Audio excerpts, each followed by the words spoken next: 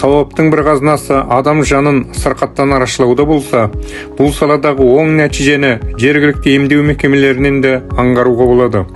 Осы орайда біз барғанда сырқатқа енді ғана ота жасап шыққан Қарасай аудандық ауруханасының дәрігері орынбасар Тайманұлымен тілдескен едік. Қазіргі таңда біз осы эндоваскулярлық хирургия деген, яғни жүректің тамырларына, яғни инфаркт миокардпен айналысатын бөлім. Осы Қарасай ауданында бізде 350 мыңға жуық халық тұрады. Және Қарасай ауданынан бөлек біз Жамбыл ауданының тұрғындарына да осы жүрек жағынан көмек көрсетеміз. Біздің бөлім жалпы 2022 жылы 1 қаңтардан бастап ресми түрде жұмыс істеп келеді.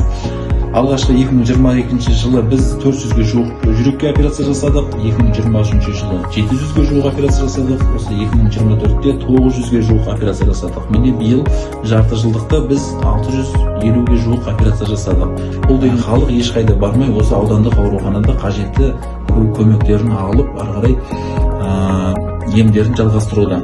Науқастарымыздың көбісі ауруханамызға, жалпы облыстық денсаулық сақтау саласына алғысын білдіріп жатыр.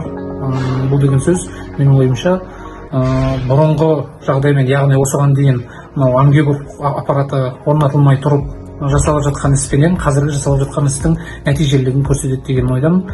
Бір кісі келіп түсті, ер азамат, ары қарай коронография барысында ол кісіде жүрегінің бір тамыры 99%-ға тарылғанын анықтадық. Содан кейін 99% тарылған жерге біз стенд орнаттық. Дәл қазіргі жағдайда науқастың жағдайы қалыпты, қан қысымы, пульсі, сатурациясы барлығы қалыпты. Құдай қаласа ары қарай науқасты емдеп аман-есен үйіне, отбасына оралуын тілейміз. Бұдан кейін сырқаттар тыйылсын деп, сіз сияқты маман келді үйірсін деп, ең бастысы солардың сауабынан мен тілеймін. Сізге де 1000 жылдық бір денсаулық бұйырсын деп. Әмин. Әмин. Құрметті орынбасар Тайманұлы, сырқат болса адамның жанында сәл, сырын тауып ем жасап жалын қосар. Еңбегіңіз еленіп, отбасыңыз аман болсын. Дәрігер орынбасар деп сізге осыны сыйлап қойсақ деген ойымыз бар.